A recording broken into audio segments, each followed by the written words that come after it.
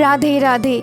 अर्जुन को विश्वास था माधव पर, तभी तो उन्होंने गीता में कहा है करिष्ये वचनम तदा, अर्थात आप जो कहोगे, जैसे कहोगे, जब भी कहोगे, मैं करने को तैयार हूँ। तो ऐसे में प्रभु जी ने कहा देख ले, सोच ले, तू तैयार है?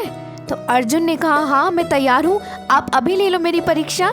तो प्रभु ने कहा कि नहीं, अभी नहीं लूंगा, ऐसे बोलकर परीक्षा नहीं लूंगा। तो एक दिन ऐसा हुआ, महाभारत के युद्ध के वक्त कृष्ण जी उनका रथ चला रहे थे, अचानक से घोड़े रुक जाते हैं, रथ आगे नहीं बढ़ता है।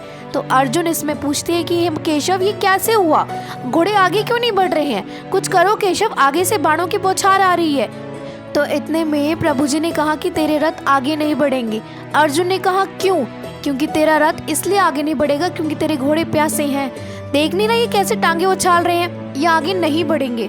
तो अर्जुन ने कहा ऐसे में क्या करा जाए? प्रभु ने कहा कि इनको पानी पिलाना पड़ेगा। तो ऐसे में अर्जुन जी बड़े शौक हो गए, उन्होंने कहा कि ऐसे युद्ध मैदान में पानी कैसे पिलाऊं इन्हें मैं? तब प्रभु ने कहा एक तरीका है। तो अर्जुन ने कहा क्या?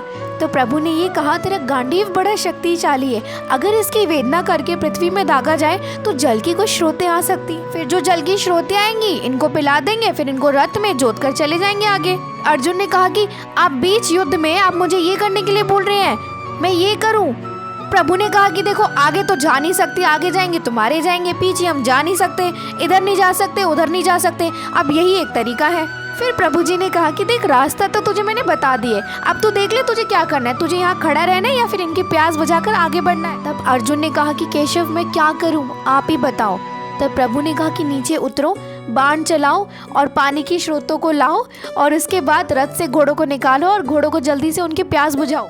फिर अर्जुन ने दोबारा कुछ सोचा नहीं, जैसा माधव ने कहा वैसा वो करने लग गए। जबकि पूरे महाभारत युद्ध में हर विपक्षी योद्धा की यही चाह थी कि अर्जुन को वो मारेंगे। वो अर्जुन जो सबका केंद्र बिंदु है, उसने उस बीच युद्ध में कुछ नहीं सोचा, जैसा माधव ने कहा वैसा उसने किया। और इतने में ही प्रभु जी मन ही मन सोचने लगे और कहने लगे कि अब अर्जुन तुझे कोई नहीं हरा सकता क्योंकि तेरा विश्वास अटल है मुझ पर।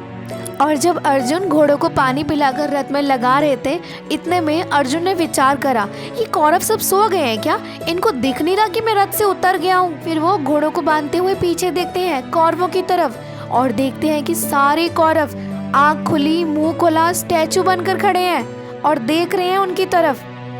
फिर अर्जुन मन ही मन बोले ये कैसी लीला है। फिर अर्जुन अपनी रथ की तरफ देखते हैं, अपनी सारथी की तरफ। प्रभु जी तो अब तक द्वारिकाधीश बने हुए बैठे थे, पर जैसे ही अर्जुन ने उनकी तरफ देखा तो प्रभु जी मदन मोहन श्री वृंदावन चंद बन के बैठे हैं।